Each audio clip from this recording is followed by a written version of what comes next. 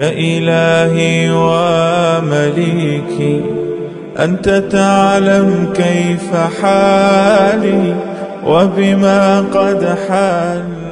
فوالله الذي لا إله غيره إن أحدكم لا يعمل بعمل أهل الجنة حتى ما يكون بينه وبينها إلا ذراع فيسبق عليه الكتاب فيعمل بعمل أهل النار فيدخلها.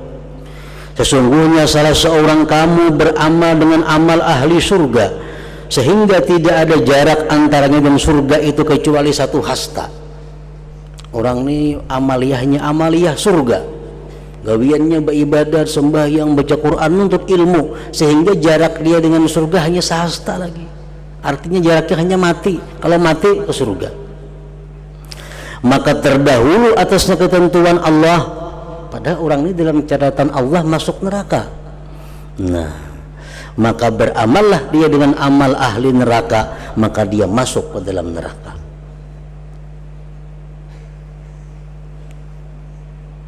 Orang ini sudah ditentukan Allah ahli neraka. Bagaimanapun dia beribadah, tapi akhir-akhirnya dia akan berbuat amalan yang menyebabkan dia masuk ke dalam neraka. Pada zaman dahulu pernah diceritakan Rasulullah SAW berperang bersama para sahabat. Nah, di antara prajurit Rasulullah ini ada laki-laki yang sangat berani. Nah, kadang kau melihat ada celah masuk, membunuh beberapa orang kafir. Ada sahabat yang menyampaikan kepada Rasul, wahai Rasulullah, lihat itu kawan kita sangat berani melawan orang kafir. Berapa banyak orang kafir dibunuhnya. Nabi kita bersabda, huwa binnar, nyematikan nerakanya Nabi kita tuh. Oh, sahabatnya takjub, ini orang berjiwa membunuh orang kafir, kenapa matikan neraka? Lalu sahabat tadi mengiringi laki-laki tadi. Nah, diiringinya laki-laki tadi. Akhirnya apa? Laki-laki itu ditumbak oleh orang kafir. Lalu dia rabah gugur. Kada tahan menahan sakit, mengambil pedang seorang, mencucuk awak seorang, akhirnya mati. Nah, mati dalam keadaan bunuh diri ngarannya. Padahal luar biasa asalnya amalan ahli surga diamalkannya. Nah, ini hikmahnya bagi kita apa? Bahwa kita jangan sekali-kali memegang apa yang telah kita amalkan.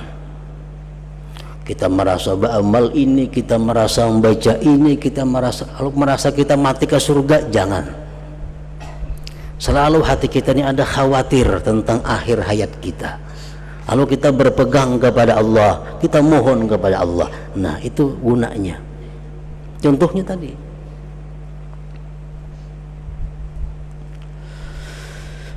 wa inna ahadakum la ya'malu bi'amali ahli an-nar hatta ma yakunu bainahu wa bainaha illa dhira' fayasbiqu 'alaihi al-kitab fay'amalu bi'amali ahli al-jannah fayadkhuluha. Sesungguhnya salah seorang kamu sungguh beramal dengan amalan ahli neraka. Orang ini sepanjang hidupnya minum arak, berzina, berjudi, merampok habis, sehingga jaraknya lawan neraka sehasta lagi. Tetapi orang ini dalam takdir Allah beruntung matinya ke surga. Nah, begitu di akhir hayatnya dia berubah, dia tobat, dia kembali ke jalan yang benar, mati. Maka matinya orang ini adalah min ashabil jannah, termasuk orang ahli surga. Nah, jadi orang-orang yang selama ini maksiat, yang selama ini durhaka kepada Allah, jangan berputus asa bahwa rahmat Allah itu sangat luas. Rahmat Allah kadang-kala dibayangkan bagaimana keluasannya. Para muhibbin rahimakumullah, di dalam kitab Al-Jawahir Al-Lu'lu'iyah disebutkan kisah yang berkaitan dengan ini, hadis ini. Ada sepasang laki-laki dan perempuan ini berbeda agama. Laki-laki Muslim, si perempuan ini Nasrani. Nah, tetapi ini dua manusia saling menghendaki menjadi pasangan suami istri.